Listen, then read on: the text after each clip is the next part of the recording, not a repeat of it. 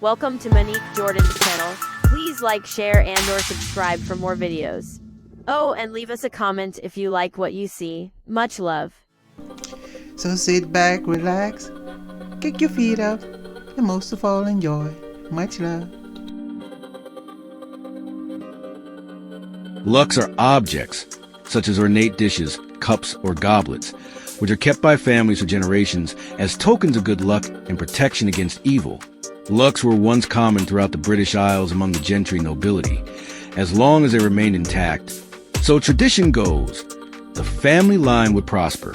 Most lucks are fragile objects that have required careful preservation throughout the generations. They have romantic legends attached to them to explain how they came to be in the possession of the family. Lucks cannot be purchased, but must be given to family. The customary bestowers are royalty, supernatural beings such as fairies, or magical individuals such as witches. It is possible that some lucks originally were tokens of tenure. In days when few people could read or write, tenancy and land ownership was acknowledged by the bestowal of an identifying possession of the landlord or owner. One of the most famous lucks is the Luck of Edenhall, a cup made of thick yellow-brown glass decorated in blue, red, and gold enamel, and kept in its own leather case.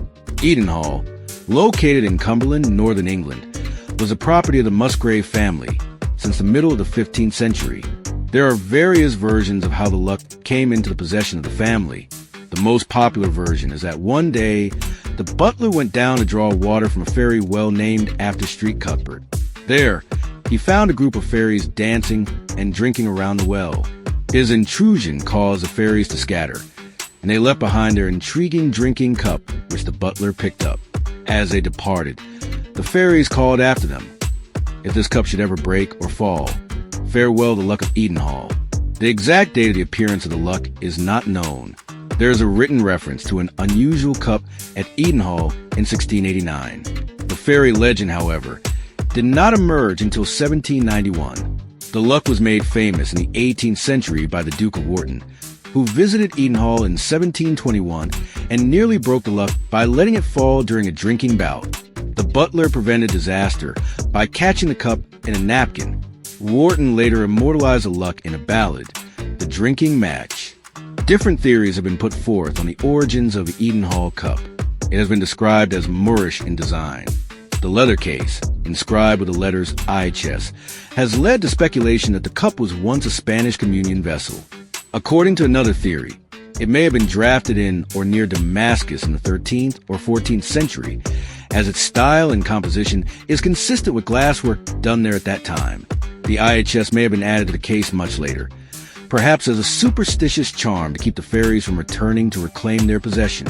Still other theories hold that the cup is of French or English origin from the 13th or 14th century. Another famous luck in the Cumberland region is the Luck of Muncaster, kept by the Pennington family in Muncaster Castle. The luck is a small bowl made of green glass and decorated in gold and white enamel. According to legend, it was bestowed upon Sir John Pennington by King Henry VI, one of the most luckless of monarchs. During the Wars of the Roses, 1455 to 85, Henry was forced to leave his throne in 1461 and flee into the countryside with only one companion. Either in that year or in 1464, he was in Cumberland and one night sought shelter at Ireton Hall but was turned away. As he and his companion stumbled about in the middle of the night, they came upon shepherds who guided them to Muncaster Castle, where Pennington took them in gratitude. Henry gave the cup to his host and declared that as long as the family preserved it unbroken, they would prosper and never lack a male heir. Henry allegedly claimed that the cup was his own holy water stoup. The king's own luck had nearly run out, however. He had already gone insane in 1453.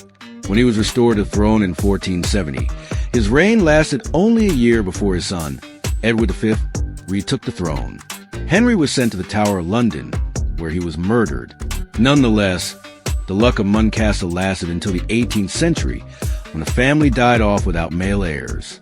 Although Henry did stay at the castle during his flight, the luck legend may not have been born until much later, in the 18th century, at the doing of Sir John Pennington, the first Lord Muncaster. He is most likely responsible for a painting of Henry holding the cup, and for the inscription of the legend on the tomb of his ancestor, Sir John Pennington. Another luck, the luck of Burrell Green, a shallow brass dish, is said to have been given to the Lamb family by a witch who intoned. Thanks for watching this video. I hope you come back soon. So till the next time, much love.